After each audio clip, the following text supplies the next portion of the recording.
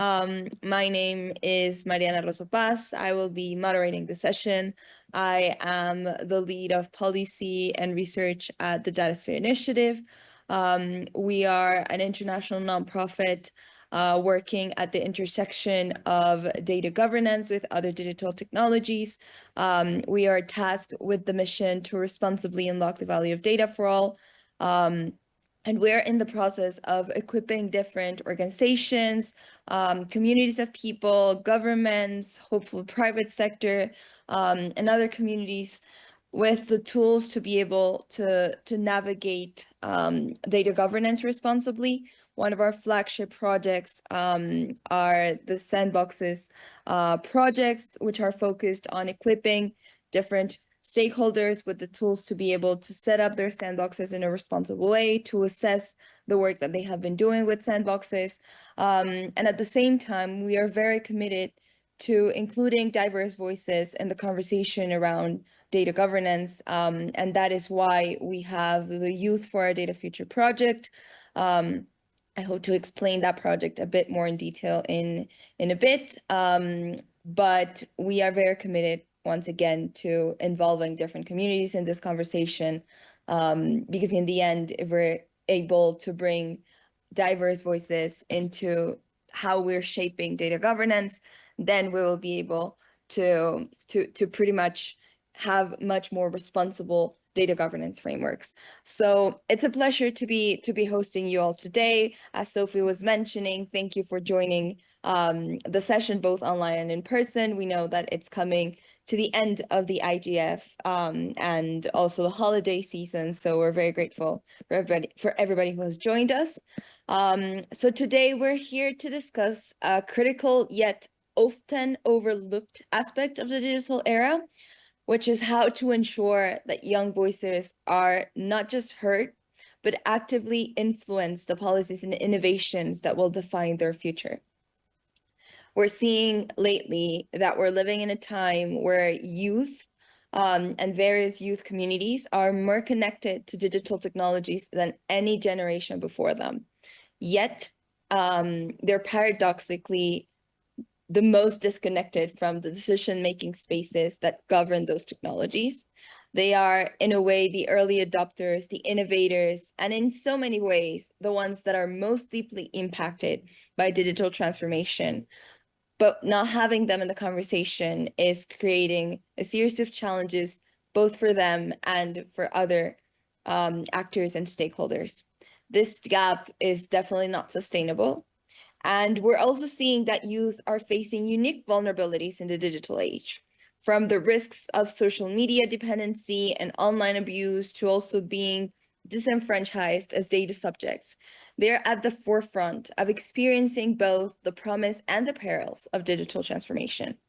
So while this is happening, we're also seeing that policies and technologies that shape their lives are often being designed by those who may not fully understand or prioritize their needs. So we're seeing different platforms creating services that they're hoping young people to be utilizing as main users, but they're not being included as one of the main stakeholders in the conversation. So at the Datasphere Initiative, we believe that to unlock the true value of data and digital technologies for everyone, we must assign much more bolder, inclusive, and creative solutions to engage young people in these conversations. And that means building spaces where their insights, their ideas, their concerns can truly shape data policies and technological innovations to make them more equitable and effective, and actually make sense for the context of young people. So this panel today is an invitation to explore how can we really bridge this gap.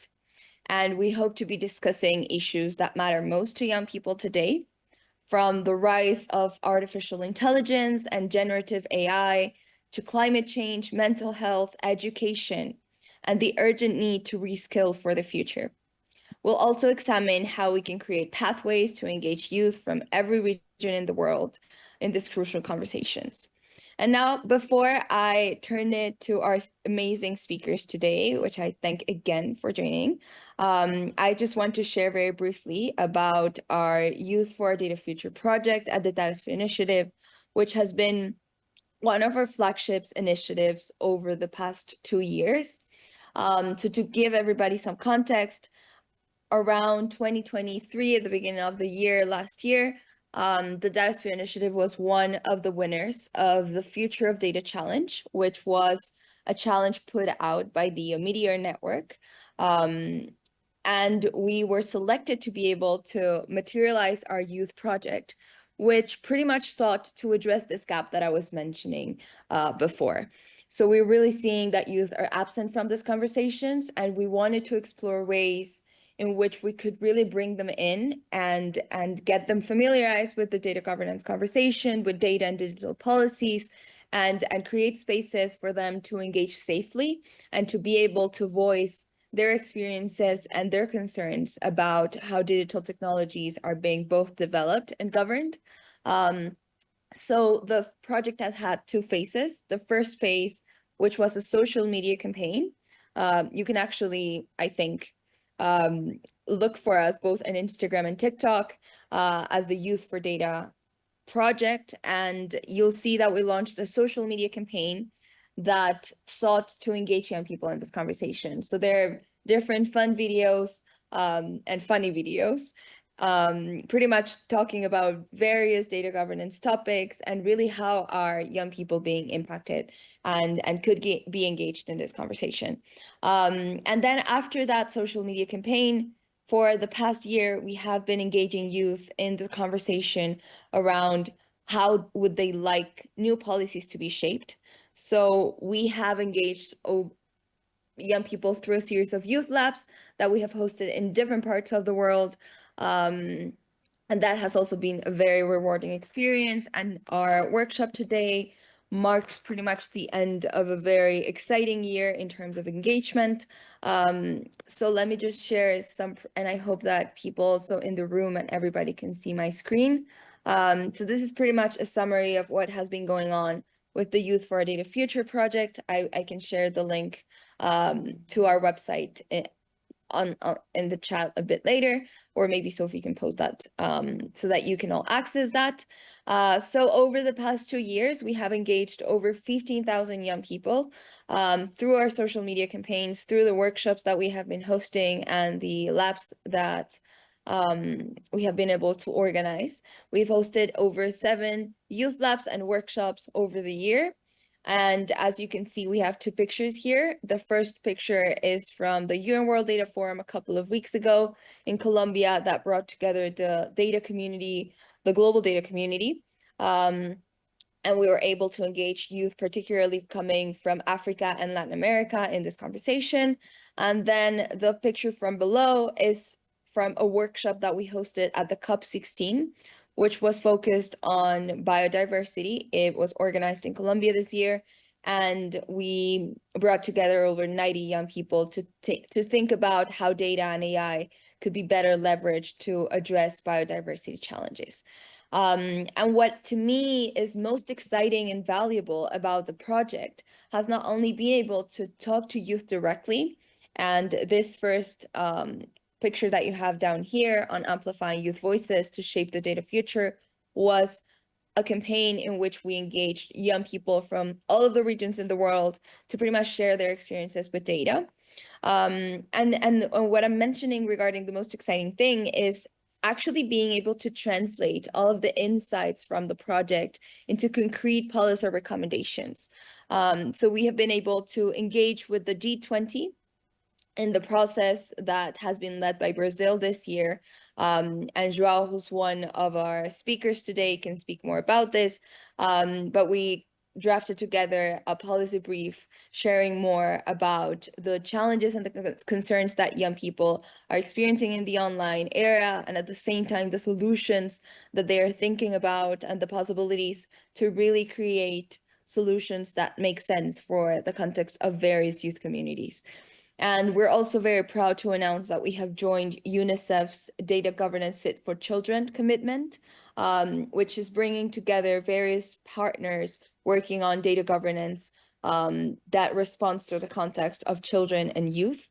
So hopefully we'll also be able to share more insights about that in the coming months. And if there is anybody interested in joining that commitment, we will be happy to share more details later.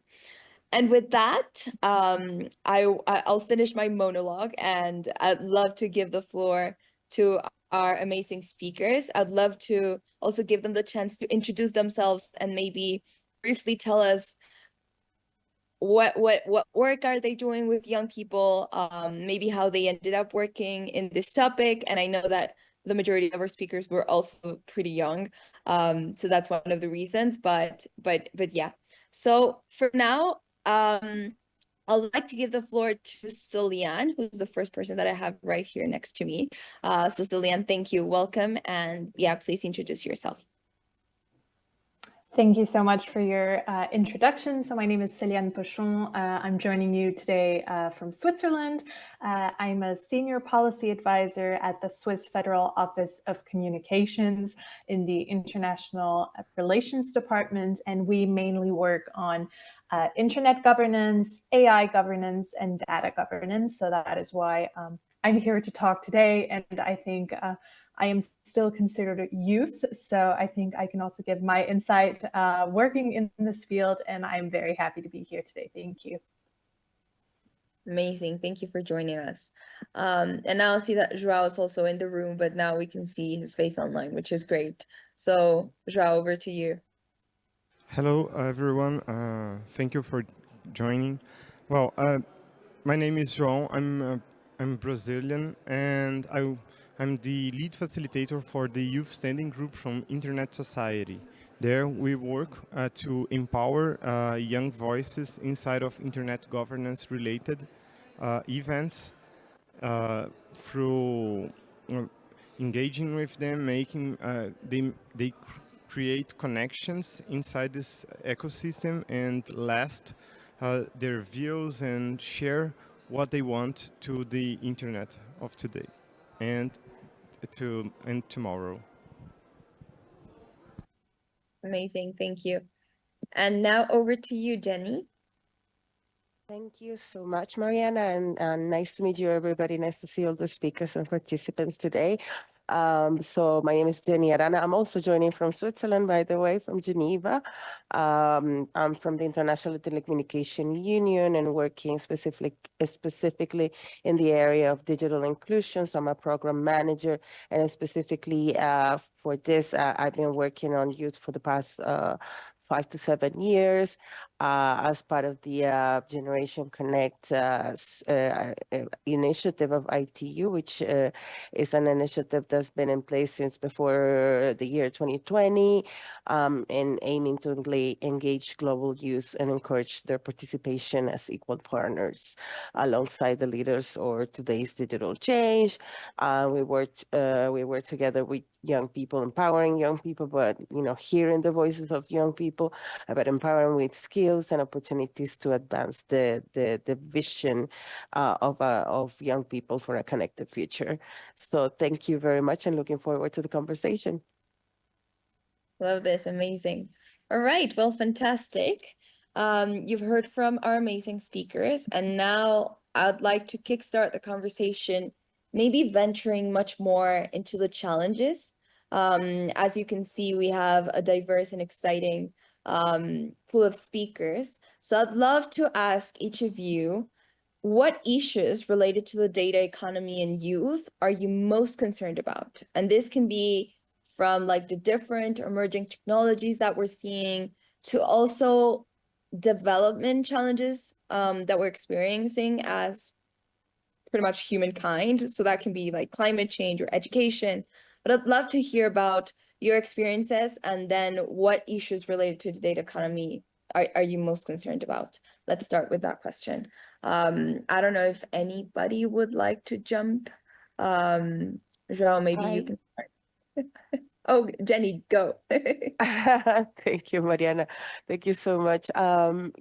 So from the perspective of the International Telecommunication Union, we recognize several pressing issues really related to data economy and use, including the rapid development of AI, which raises concerns about ethical usage, as we all know, data privacy, but also potential biases in algorithms that we find that disproportionately impact use, as many other groups as well that are traditionally disadvantaged, let's just say.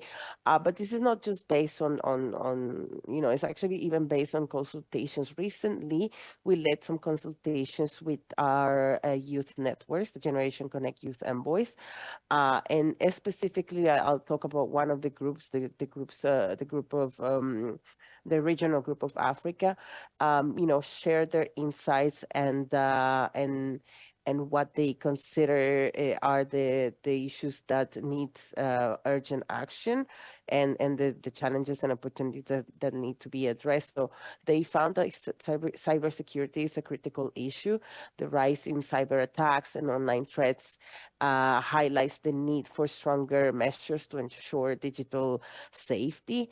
And the youth are disproportionately affected by cybercrime, online harassment, and privacy violations as well. So they see the need for an enhanced education to build awareness and skills, particularly, of course, among underserved communities. Cybersecurity frameworks they said, must align with international standards, but also reflecting local realities and focus on gender diversity in cybersecurity careers is also essential to foster inclusivity. Artificial intelligence, they saw it represents a double-edged sword. Specifically, this group for Africa mentioned that it offers vast opportunities, but also, vast opportunities such as healthcare, improving healthcare diagnostics, optimizing agriculture, accelerating economic development, but it also introduces challenges, that include ethical concerns and the risk of biased algorithms. So these consultations really highlighted the need for AI systems that are inclusive, ethical, and reflective of the unique contexts and values of specific regions, and in this case they talked about the Africa continent, and this requires significant investments in local AI research and development to really ensure that African perspectives shape the technology. Also, to fully harness the potential of AI, they saw that there is a need to develop data science capacity across the continent, and this involves improving infrastructure for data collection and management and fostering a culture of data-driven decision-making. And you were talking about, that the example of good practices, and I think that we believe that from the ITU, as I mentioned, I just briefly mentioned the ITU Generation Connect initiative, and we have some practices that we believe have demonstrated, how we can meaningfully engage youth participation to really drive impactful change. And some of these examples are youth engagement in policy discussions. For example, through this initiative, we really make efforts to integrate youth perspectives in global policy dialogues by giving these young leaders a seat at the table in high-level discussions.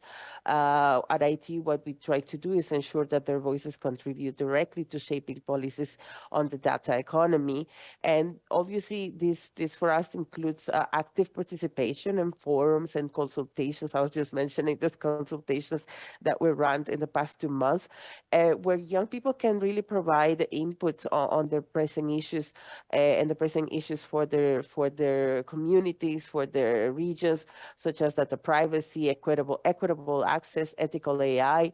And for example, these young leaders have shared their views during the different ITU consultations, conversations, and intergenerational dialogues with ITU member states, resulting really in youth-led, co-created policy recommendations that really we hope is going to influence global agendas. So thank you very much, Mariana. I love this answer, Jenny. Thank you. Very, very comprehensive.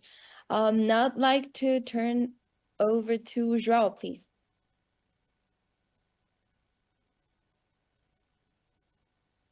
Thank you, Mariana. Well, I would like to bring two issues actually to start.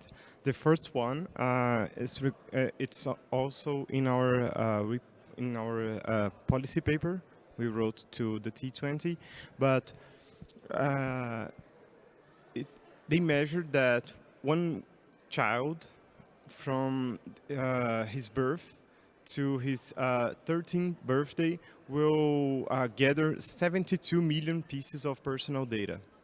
So before you growing, you will already have a huge digital footprint, and this is we need to bring awareness about it.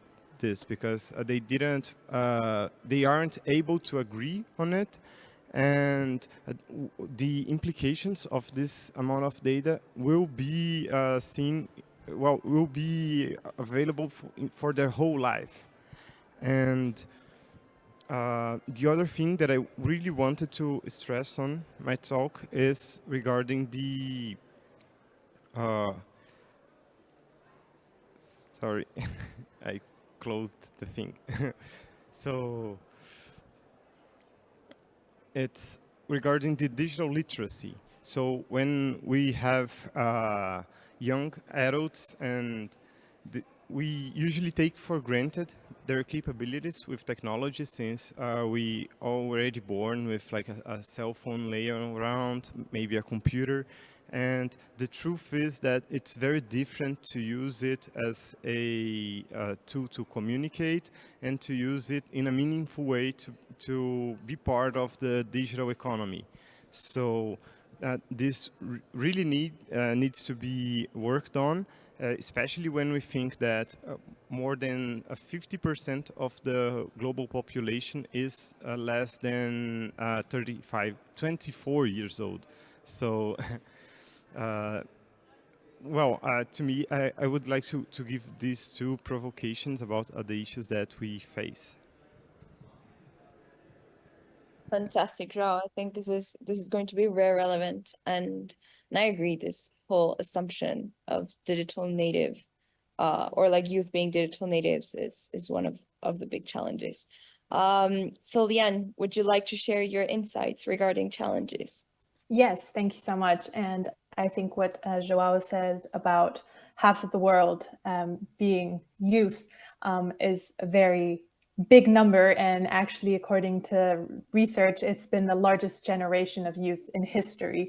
And I think it will only keep on growing. And youth is very present everywhere, whether we're just scrolling through social media or studying on digital platforms. We generate massive amounts of data, but there's a big problem, and we have little say on how our data is used or who profits from it. And I think this brings me to the point I want to make, and one of the issues I see and we see here in Switzerland is trust. Trust in data governance arrangements and empowering young people and individuals in the digital space is key for the data society we want to have. Without the control over our data, we lose trust in institutions, in companies, in technologies themselves, which hinders digital inclusion, innovation, and all the other topics that Jenny and Joel already mentioned. So here in Switzerland, we attach great value to inclusive global data governance arrangement, and they're based on the notion of digital self-determination of individuals and stakeholders. Which means that citizens, businesses, young people, everyone should be given the opportunity to decide for themselves how their data is being used. And we want to underline the importance of trust and adaptability from all sectors, including public-private partnerships, to help address these critical issues. And maybe an example I can give you is that in Switzerland, we have set up a national network on digital self-determination, and it consists of public administrations, so the government, me, for example, universities, where we find a lot of young people, not surprisingly, but also industry and civil society. And in this network, all these people work together to develop shared approaches on how to give maximum control on data to citizens and the individual organizations. And we're very happy to share that we have many young people, many young students involved in this network who can give their very own perspective on this. Thank you. This is very, very valuable. Thank you, Solian. And in a way, the fact that, yeah, what you were mentioning, trust is kind of like the foundation of the challenges that we're seeing. And it's kind of like something that's not only present when it comes to digital technologies, but also in terms of how we're addressing various sustainable development challenges. This is something that we're hearing from climate and nature activists on how they want to trust the people that are making the decisions. But for that to happen, they want to be involved in that conversation, and they want to see how are they really bridging the gaps that they're experiencing in their communities, and really addressing the challenges that they are facing, or that they see other people are facing. So I think that you're highlighting a very, very important point.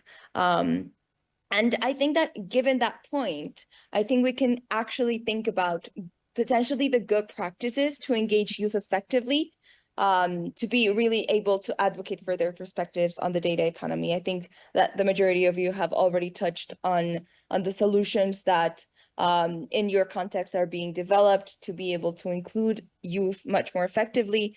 But coming back to this issue of trust, I think it would be very interesting if you could maybe highlight again, or highlight an example of good practices that you're seeing out there in your context, or maybe that you're aware of, that are really engaging youth so that they can effectively advocate for their perspectives on the data economy, and that are contributing to fostering trust.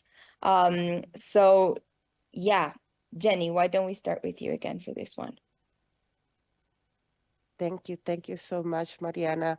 Absolutely, yeah. And as I was mentioning before, bringing really young people to a table and having those policy discussions is very, very important. And as we mentioned before, we must first of all recognize that young people are not just beneficiaries of policy, but essential contributors and practices that provide a model for other organizations and stakeholders to ensure that young voices shape the future of the data economy are very important. I'd like to highlight a program that we are leading at ITU that's called the Generation Connect Leadership Program. This is a very exciting program, I believe, that aims to engage, empower, and inspire young digital leaders and change makers and leaders in their own communities.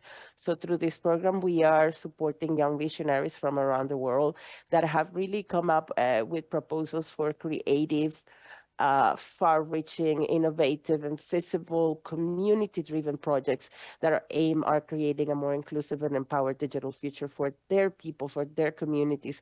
So in partnership with other organizations such as Huawei, we are providing guidance, training, financial support to 30 young fellows that, per year, we help them to practically implement these digital development projects in their diverse communities across the world. And of course, through the program, besides, taking their own projects to the next level, we've found an opportunity to bring them, to the core of policy and digital development discussions that happen at ITU year by year. And, the connections that they can make with all sorts of stakeholders that attend our meetings. So I think that is very, very, very important, as we mentioned and as others have mentioned before, to really find this intergenerational opportunities for dialogue, exchange, and for solution for proposal of solutions to digital development issues. So thank you, Mariana. So important, and thank you for highlighting that, Jenny. João, is there anything you'd like to point us to? Yeah, definitely. I would like to talk about an example of a project that helped to empower the young voices. Is the Youth Like IGF. The Youth Like IGF is a project co-organized by the Youth Standing Group, our last event happened in November. We had 3 days, 117 people from all over Latin America together in Santiago to discuss and think of the internet future and how we can fit our imagination, our plans inside of the digital economy. And it was really enriching. It was the biggest one that we made so far. And we had 15 on-site countries represented there, and 43 if we count online too. So this kind of events really can foster a further discussion into how we can better participate and also share the perspectives from different regions. This is fantastic. Thank you for highlighting that. And as a fellow Latin American, I pretty much appreciate those efforts. So thank you for pointing that. And so Leanne, what about you? Is there anything you'd like to share with us? Yes, I think one very topical example is what we're doing here today, actually engaging in different forums, for example, here, the Internet Governance Forum at the global level, but also, as Joao mentioned, at regional and national levels. So in Switzerland, for our last Swiss IGF, which was last summer, we had more young voices around the table, and young people are interested and want to be part of the conversation. So I think opening up the space to them is key, and including them in these multi-stakeholder forums, technology summits, and in all policy-making consultations, we can allow them to not only be consumers of the technologies, but also contributors to them, to have a fairer and more equitable data economy and governance landscape in a whole. So I think that's a first thing we could do, and Switzerland very much believes in the multi-stakeholder fashion, so we also want to include all these voices.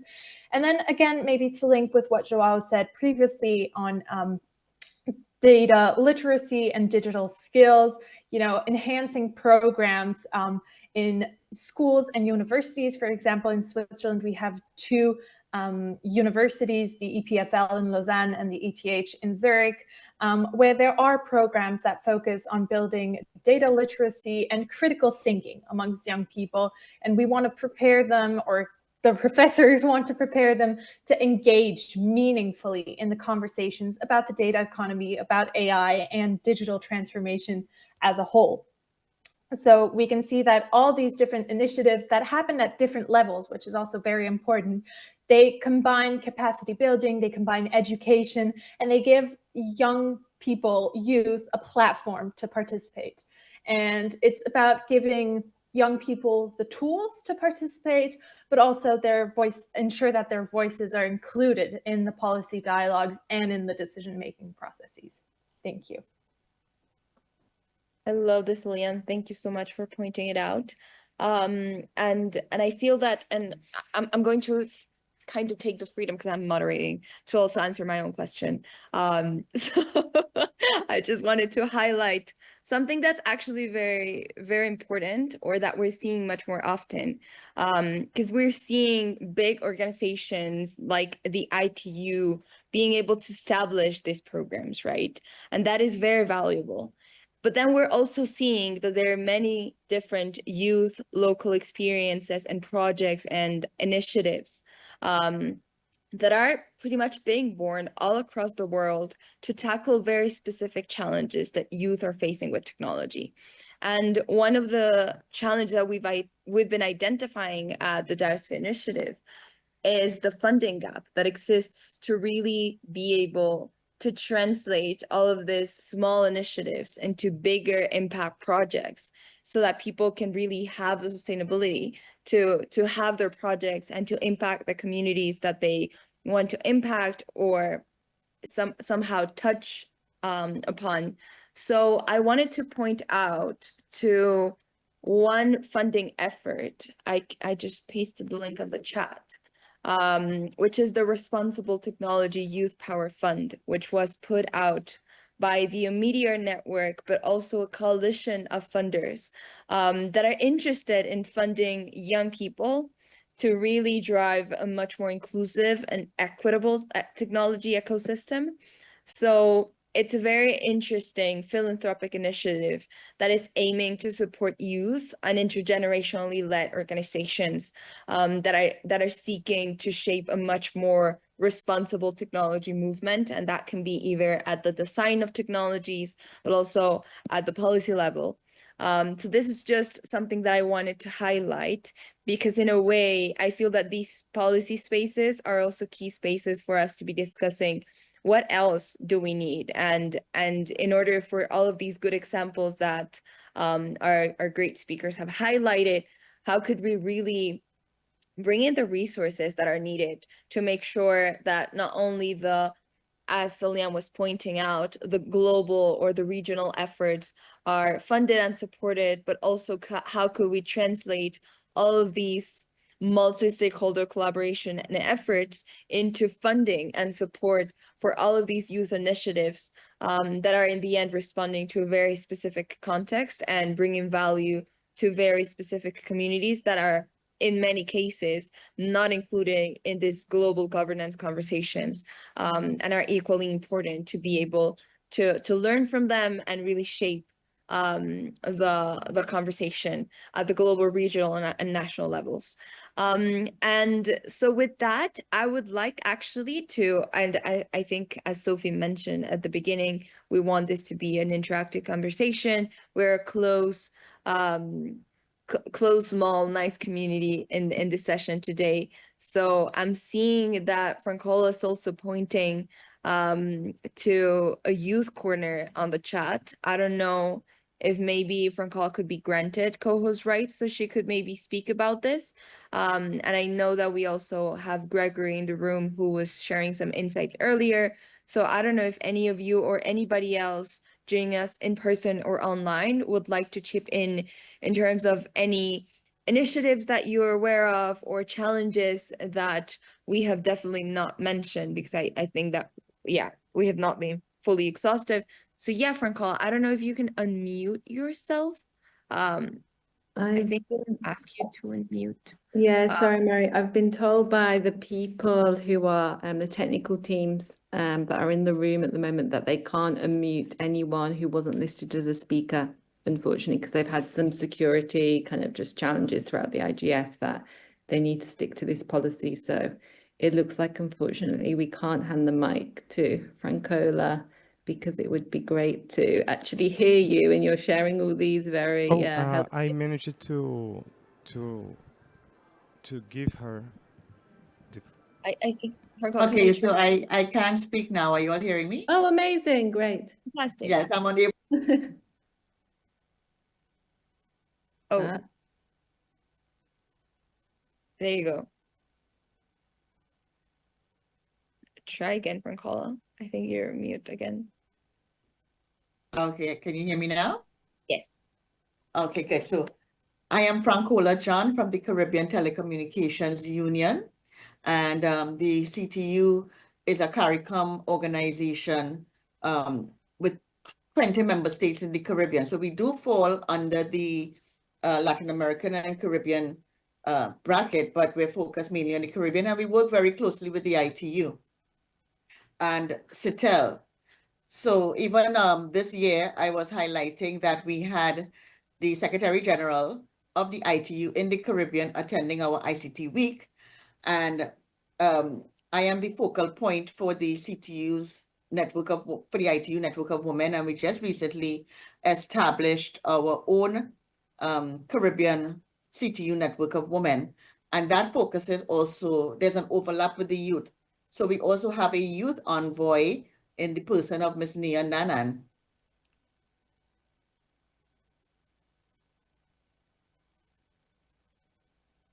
Fantastic, Francola. Thank you for sharing that. That's amazing. As in a way, as a gender activist myself, I'm always very happy to hear about all of these women's initiatives. So thank you for sharing that. I don't know, Gregory, if you want to maybe speak out loud about your comment that you posted in the chat, because I think that participants in person cannot read that. Maybe we can try to do something similar as we did with Francola, asking you to potentially unmute. If not, yeah, maybe. Can everyone hear me? Yes, great. Yeah, that's good. Thank you for the opportunity. Yeah, once again, my name is Gregory Duke Day. I'm a member of the Internet Society, and I also work with a group called Be Tech Connected. Ideally, most of the points that I've put together is in the chats, but I was looking specifically at policy making, and I gathered from a previous session on how quick or how fast these policies go in terms of its approval, looking through it, trying to understand the various parts of this policy and how that works to our effect. Ideally, I believe that as the future or as people with um, great sensibilities, we have knowledge, we have skills of all of these important technologies. It is important that we are also included in policymaking across various levels. That way, we are able to relate with the kind of activities that go on, the kind of challenges that have been shared across many, many times, and that we're able to contribute meaningfully to all of these policies because ideally we would grow to a point where we would also have to share all of this knowledge to those who are coming behind us. And it would be important for us to understand and start to educate people around all of these policies. So once we are giving or within the process that we have been given chances to contribute meaningfully to these policies, we're also able to carry them into the future and we are able to give back to those who are coming with us. And finally, speaking to the inclusion aspect, well, some of these are governmental, but for the most part, it has to do with rural areas and infrastructure that is bridging the digital divide or the digital gap between those areas. Also, the accessibility of these technologies to persons with disabilities. That way, we're not leaving them out. We're also including them because they also have some skills, some knowledge to share on all these phenomenons that are happening really. And then finally, around creating something that is relatable to country. So ideally creating or bringing about certain technologies or elements within those technologies that can help in creating some uh, context specific. So for example, languages in terms of the technologies that we create, once we're able to try and fashion or create these technologies within certain languages for certain countries, we are able to have a unified force, I would say, for the future of technology. Right. Thank you. Thank you, Gregory. That was very valuable.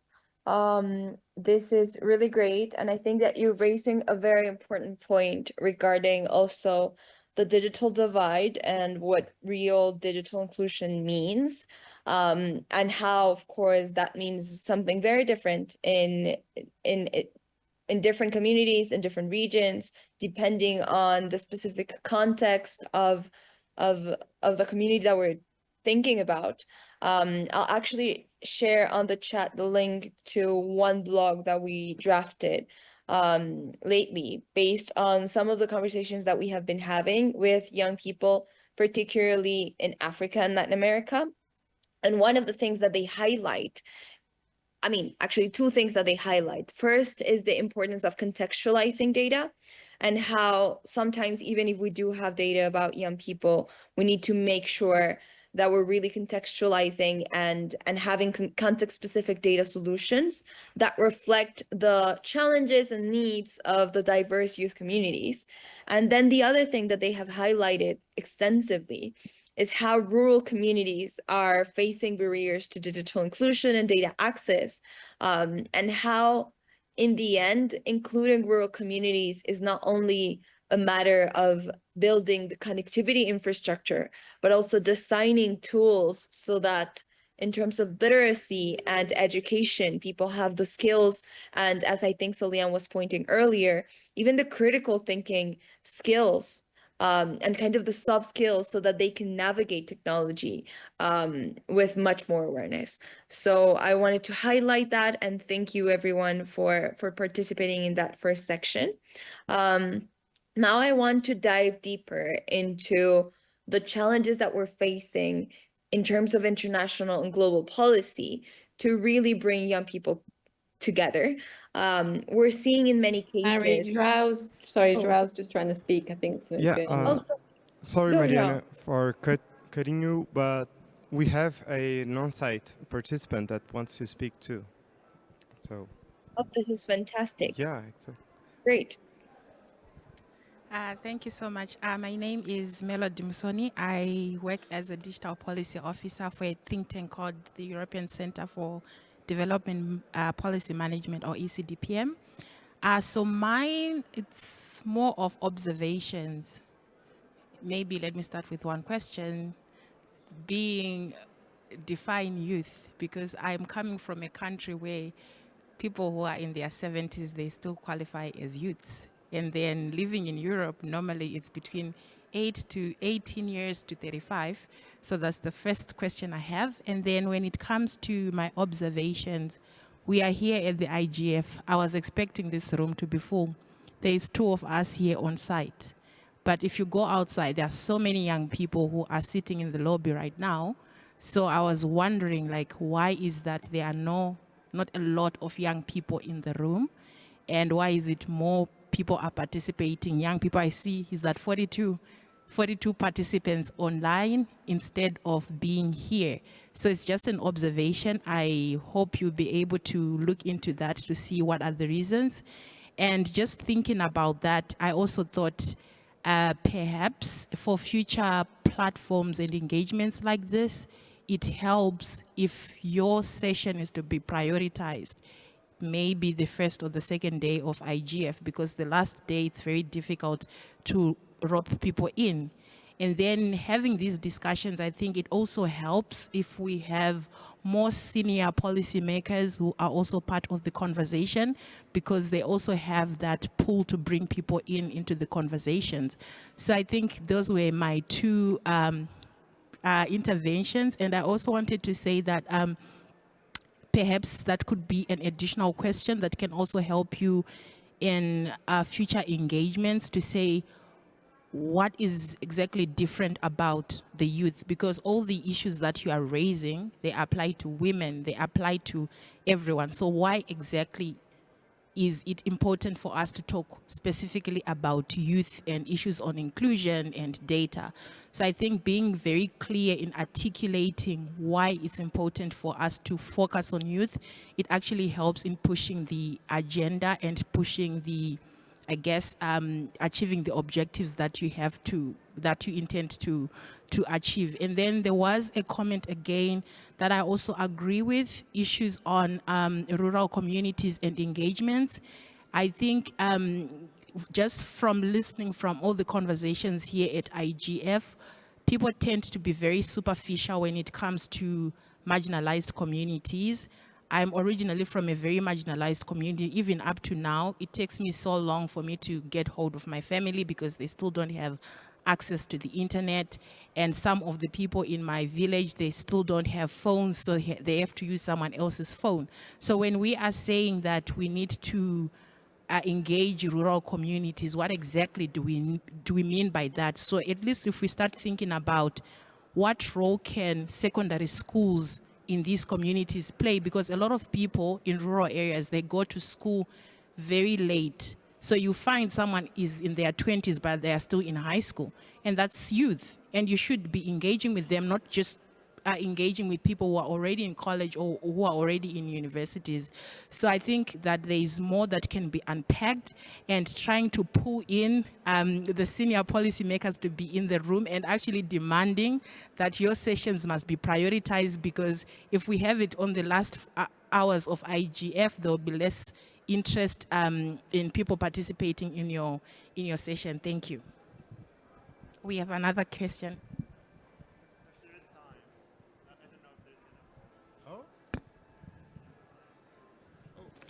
Hello. So, do you think we have enough time for another intervention from one of our colleagues here? I think we do. That's all right. Maybe we should address these first three questions, and then we can answer the others, because I see someone online has a comment too.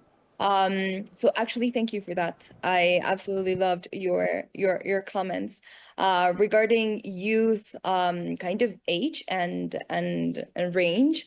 I agree that it's a pretty diverse group, and I'll hand it over to our speakers so that they can also share with us how they see this. And I think that in a way, every organization or community or forum even is defining youth in a very different way. So and in a way, I think there are some like policy interest behind that, either because you want to expand the pool and be able to include much more people, or even if you're thinking about engaging them in the conversation, if you have people underage, that involves additional challenges of getting parent approval. So I think that it kind of depends. At least in the Datasphere Initiative, we have been involving youth, or considering that youth are those people from around 13 or 15 years old up to 25 or even 29. So it can be a pretty broad range. Thank you for the comment regarding the time and day of the event. And as Sophie's was pointing on the chat, this is a challenge that we have been witnessing. That's not only true for the IGF, but actually for many other forums on internet and data governance. For the UN World Data Forum, actually, our youth workshop was literally the last session on the last day, last time. And that is a challenge that I think we can all advocate together for, to make sure that we really can have a much more meaningful participation, not only of policymakers, but also of the youth, so that they are aware of what are the sessions they can also participate in, and will actually be hopefully harnessing their voices. But I want to stop here because I know that we have an amazing pool of speakers. So I don't know if anybody has any comment regarding the conversation around digital inclusion, or how we're defining youth or rural communities, and also why are youth particularly important, which I feel is kind of the key question that we don't only want to answer today, but the policymakers are trying to answer worldwide, in terms of which communities to involve in the conversation and why. So yeah, this is kind of free. So I don't know if Joao, Solian, or Jenny have any comments in that regard.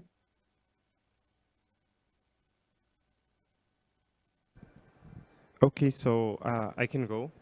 About why we need to include youth specifically, not only like specific marginalized communities, is that they have a very, when we talk about like the multi-stakeholder approach, we are a group with specific characteristics, like how can you define someone that it's just started in the internet governance space without a proper stakeholder group. Like we will call them researchers because they were in college. We will call them private sectors because they just got into a job. So this really showcases that this group isn't already included in the multi-stakeholder approach. And about the aspirations are different too, because the things that I suffer are completely different than the issues that a woman suffers because of she's a woman. So it's good to have like this difference, because we cannot put everything in one place and say that we will address it. And yeah, I believe this is it.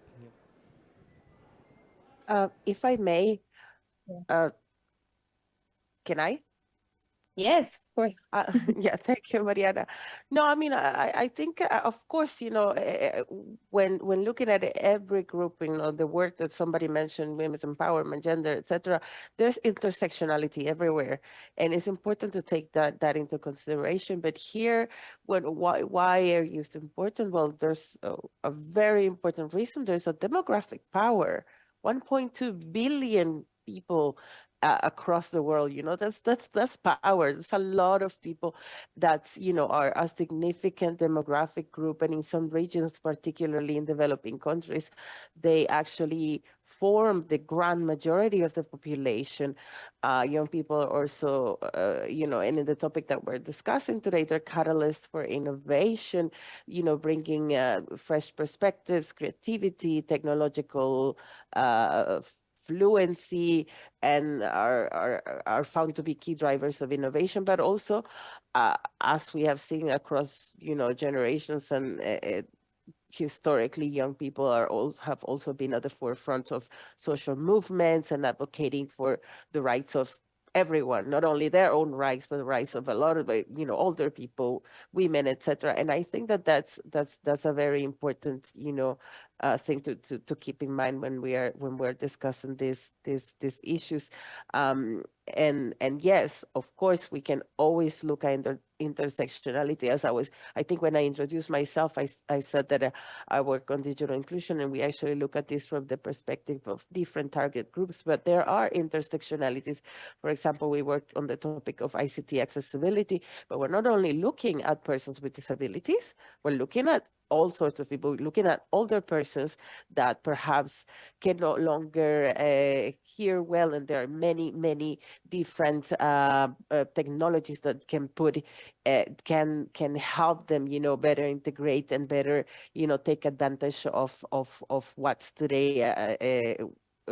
What the benefits are of today. For example, let's talk about e-health. Let's talk about different areas of life and education, having access to digital skills, etc. So I think that yes, we have to look at intersectionality, but also there has to be space for specific groups and for us to look at their specific needs. Yes, there will always, many of the issues in the world are important to be looked at through the perspective of different groups, but why not give each of these groups a specific focus so that we can actually look at the possibilities that we have to tackle them. So thank you, Mariana. I absolutely loved your answer, Jenny. I literally have nothing else to add. I love this notion of intersectionality, and I feel that that's literally it when it comes to thinking about digital inclusion. So thank you. Now I know that we have another question from somebody in person, so maybe we can get that draw, and then we can the organizers have asked me to tell people online that if anyone wants to talk, you need to put your camera on and write your full name.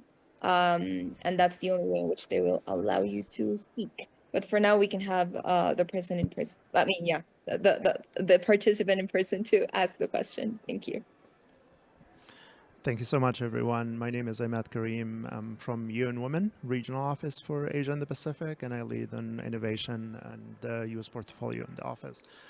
Just adding into the conversation of intersectionality, and I think it's one of the challenges when we talk about youth, issues, that we talk about youth as a homogeneous group. And with that intersection between youth and gender, bring in the angle of young women, which is half of the population of youth, that is kind of, discredited and kind of seen as part of that bright future of digitalization and young and youth. And I think when we look at that bright future of young people are the most avid and tech savvy and like leading on the innovation, it's also like sheds light in that young women are also part of that, which is not true. I think there are a lot of amazing women leading in the digital spheres. They're fighting really hard to find a space, but the sector is not really giving them that full space or an equal space. I'm just going to mention three, new studies that was saying. First one from the World Economic Forum, women are going to be the most affected by job loss due to digital transformation.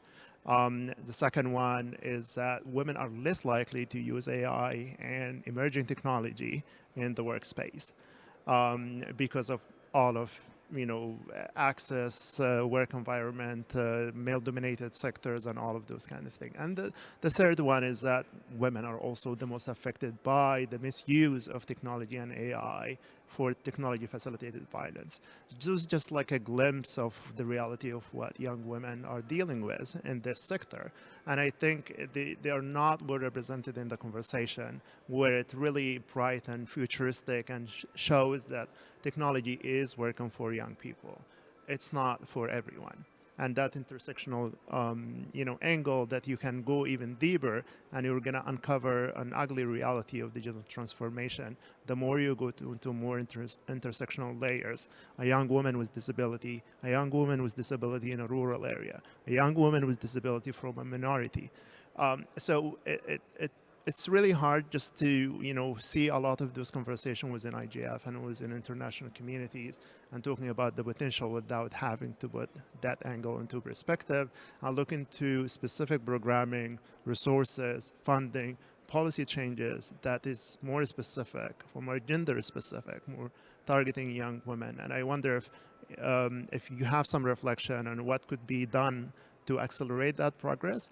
We missed an opportunity when the internet came out. We missed an opportunity when social media revolution have came out, and then we left a lot of women behind with a wider gap that is getting even wider with the AI revolution. So how can we catch up? Making sure that women, other genders, other marginalized groups, like young women, are catching up with that technology and benefiting from that sector, not just as a user, but also shaping the infrastructure of this new revolution. Thank you.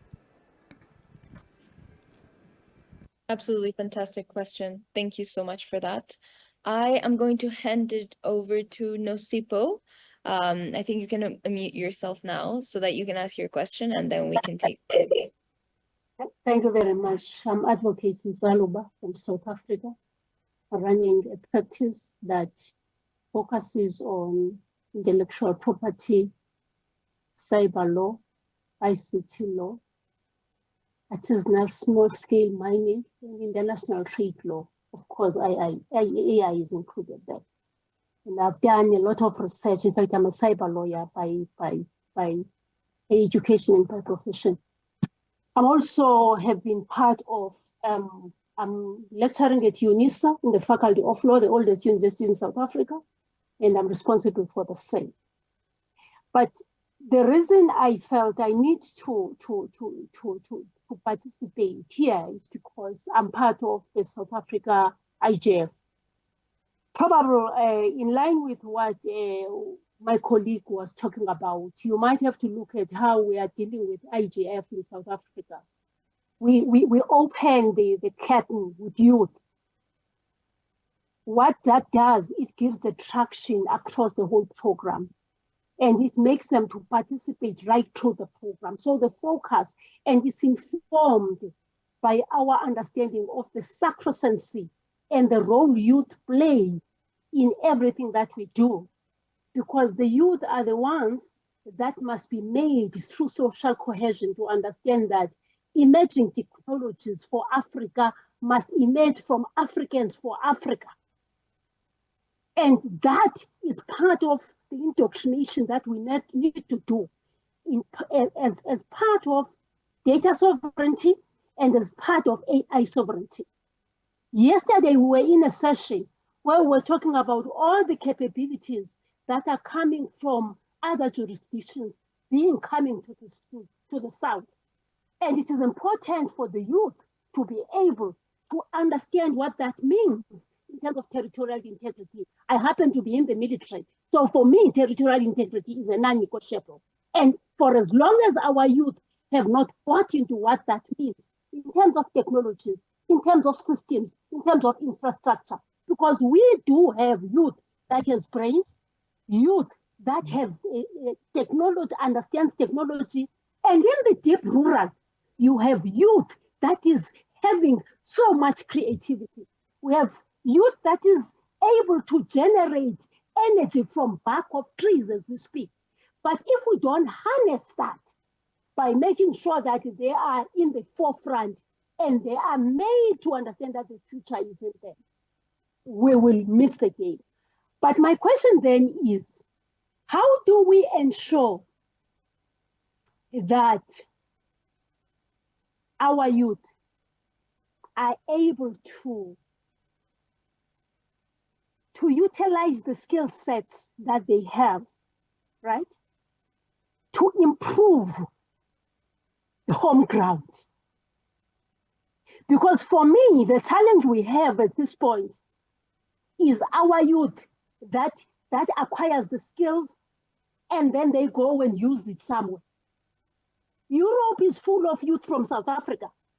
How do we enable the youth to be able now to, yes, act globally, but ensure that they embrace where they come from so that we are able then to improve even the LLMs that we're talking about, because those LLMs must talk to our cultural heritage. And the cultural heritage is embedded in those engineers that are currently in Brazil, in Asia, in Europe, in Australia, but they are from South Africa. How do we deal with that? Thank you. Thank you very much for that question. I want to turn it back to our speakers to see if any of you would like to answer one or the two questions. If you have like any insights or anything you'd like to share, any thoughts regarding those very thoughtful questions.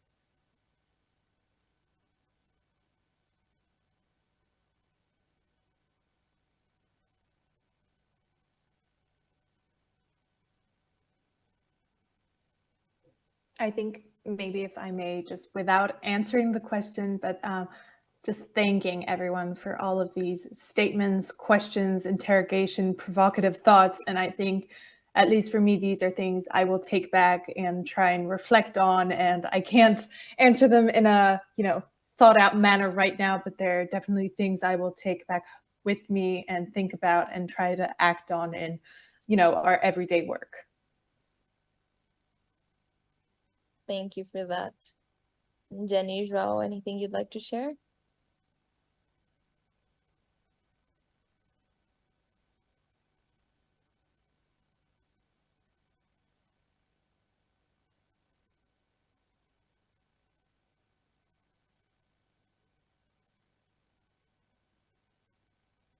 Sophie, would you like to share that out loud, potentially? Yeah, sure. No, thank you so much, everyone, for these invites, and Nospio for what you were saying. I'm just sharing a study in the chat that came out this week that looked at the types of data what is the data that's building AI right now. And I think some of the findings are things that we know, but it's nice to have like concrete evidence emerging to show this, that it's pretty shocking how 90% of the data sets for AI are coming from Europe and North America, and less than 4% coming from Africa right now. So I think these points of the need for inclusive approaches, and also the point of intersectionality too. How is AI going to actually fit the needs and resonate with young women in Africa, for example? Or as the speaker from UN Women was saying, how is, to his point, what even about young disabled women from a rural part of Africa? If we can't even get the data that's built into AI right now just reflect the whole world, we're in deep trouble. So I think this is something to further discuss. I agree, and I absolutely love that, Sophie. Yes, and in a way, that is the big challenge that we have right now in terms of coming back to Solian's point at the beginning. How can we build technologies in a way that we're fostering trust? But in order to foster trust, we need to think about all of these intersectionalities, all of these communities, and how they relate in the end. And if we have this very big percentage of the population worldwide nowadays being youth, knowing that it is a very diverse pool of people, and it is not just young people with the same level of privileges and opportunities and challenges, but that the youth community is actually a very diverse community, not even worldwide, but like just even thinking about one country, we cannot even categorize youth as just like, oh, I don't know, Swiss youth, but it's actually very different and diverse communities within one country. And this is something for us to keep on thinking about. So thank you for bringing it up. I wanted to ask one last question to our speakers before we wrap up. And I think this connects to everything that we have been discussing regarding incentives and the need to actually raise awareness among this adult community. And this adult community can be policymakers, governments, private companies, international organizations, on the importance of youth voices and to enhance their participation in policies and the design of data-driven technologies. So I'd like to ask our speakers, what incentives are needed to raise awareness among this community about the importance of involving youth? And if you have any examples of efforts that could be implemented by different types of stakeholders to make sure that in the end we can really build technologies in this base foundation of trust. Because I know that this is pretty much one of the challenges that we've been discussing. And how can we really raise awareness and have the right incentives? So, João, why don't we start with you with that question? I'm sorry. I had to help something. I need to 1 second to think.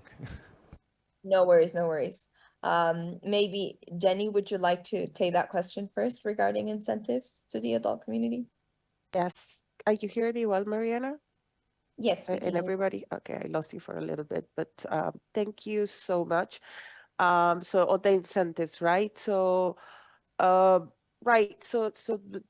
I think that to really foster meaningful recognition of youth contributions to the data economy, it is truly essential to provide targeted incentives that bridge generational gaps in the understanding and engagement of youth. Um, First, for policymakers, governments, and private sector really have to acknowledge the unique expertise and innovative perspectives that youth bring and the unique views. And by highlighting the creativity, the insight, and the perspectives, stakeholders can really recognize young people as valuable contributors in the digital transformation. Um, One way is to institutionalize youth participation. That's a crucial step. This can be achieved by integrating young voices into governance structures, and there are, policy working groups, there are committees, advisory boards, but of course we have to avoid that these mechanisms become something where youth participation and views are tokenized, but that but that actually become a core part of decision-making processes. And it's important, I think, when we can think about funding and resources, and specifically for youth-led initiatives, and to really provide a tangible incentive for the active involvement of these youth networks. Um, I think that showcasing success stories of youth-led initiatives, and I think we all have shared, from the different organizations that we represent and the different work that we do. These success stories can really serve as a powerful evidence of the positive impact of youth involvement, and really highlighting these achievements should inspire confidence among what we're calling the adult community, and encourage broader support for integrating youth perspectives into the economy. And so various stakeholders can take concrete actions to empower youth and ensure the inclusion of these demographics in shaping the data economy. And from the side, I think, of international organizations, we can make efforts to foster this intergenerational collaboration and equipping young people with the knowledge and the experience that is required ultimately to influence global digital policies and the conversation on digital development as a whole. So thank you so much, Mariana. That was great. Thank you so much, Jenny. So, Lian, I'll turn it over to you.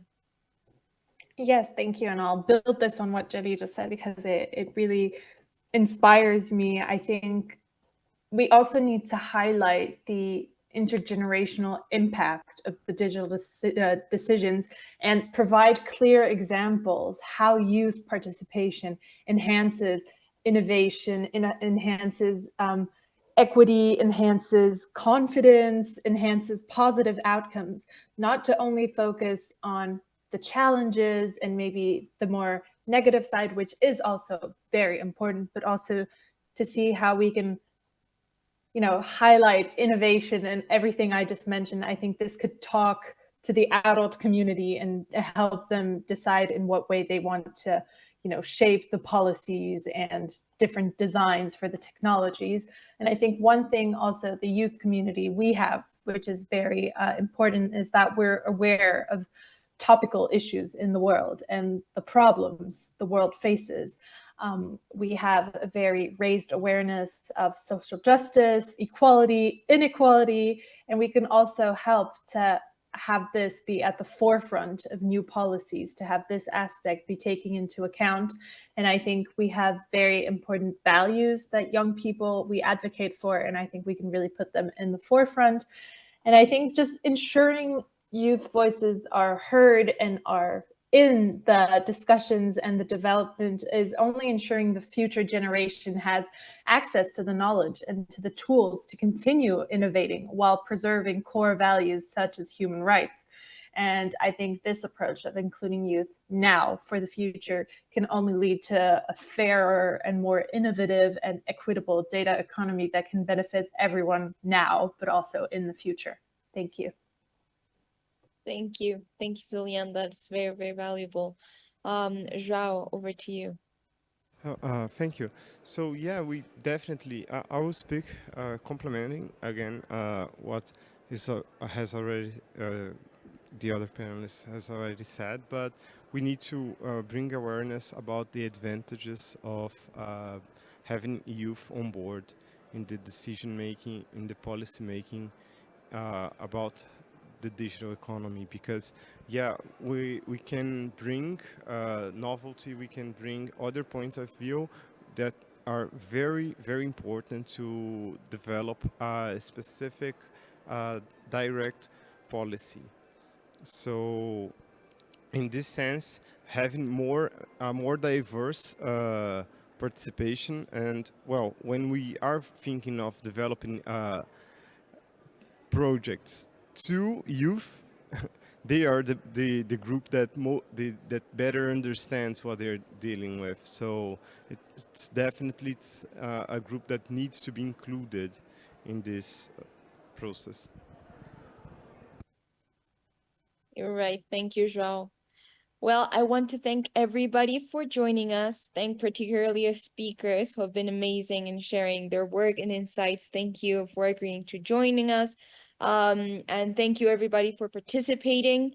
Just to wrap up, I'd like to ask one final mini question to our speakers, but it's more of like, could you please maybe share with us one final takeaway in maybe 30 seconds, 1 minute each, of a final message or highlight that you'd like to share with people. And with that, we can wrap up. I don't know if anybody would like to start, actually. Maybe I can jump in. I think for me, something that was very valuable is that we also need perhaps to go back to the core questions. Why are youth voices important? And maybe we're already 2 steps ahead in tackling these very important questions as well, but maybe for next sessions or something else, start back from the basics to really state why youth voices are important. And maybe also, I think intersectionality has really been brought up a lot in this discussion, also to see how that can be brought into the conversation. So I think we're already 2 steps ahead. So maybe to include more people to have these starting basic questions. But I for sure have gained a lot of insights, and this has been a very, very good discussion. And I want to thank everybody for that. Thank you, Celine. Thanks to you for your wonderful contributions. Jenny, do you want to go next? Yes, thank you, Mariana. Yeah, I just think that the issues we've touched on today, AI, education, skills, etc., are just not challenges. They are also opportunities for innovation. And youth not only bring these fresh perspectives that we were talking about, but also a sense of urgency to these issues and of the needs that we have right now. But we also need to ensure that the voices of youth are not only heard, but integrated into governance structures, into policy discussions, and the design of data-driven technologies. And to raise awareness again among this adult community, it is essential to recognize that, these values and these perspectives and contributions of youth, invest in their initiatives and create platforms where they can lead. It's important to highlight the importance of youth-driven solutions to bridge the gap between policy and implementation.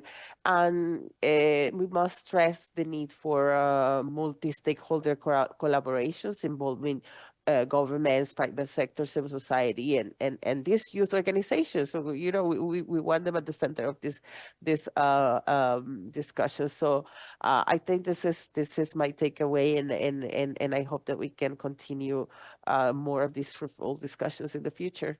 Thank you, and thank you all. Thanks to you, Jenny. This is amazing. And Joao, over to you. You have the big responsibility of wrapping it up. Okay, so to me, the main takeaway here is that how we need to broaden our reach.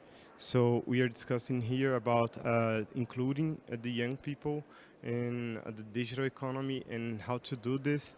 And yeah, so I think our next discussion, our next step is to get the people involved that we are talking about. So we have a lot of interesting and very important initiatives here that could also be part of this. Like we can include the people that we work together. I believe this. Thank you, Joao. That's very good. So thank you everyone again for joining us. Thank you to the organizers, to the IGF for helping us host this. And yeah, I think as one of our contributors mentioned today, let's keep pushing to make sure that these sessions are scheduled earlier in the program, and let's also advocate to have hopefully much more funding to keep leading these initiatives with very diverse youth communities. Thank you again so much for joining us. Have a nice rest of your days, both in the IGF or wherever you are in the world. Wishing you a very good rest of the IGF, and happy holidays to everybody who's taking some time off, because I know that it's pretty much Christmas now. So thank you, everyone.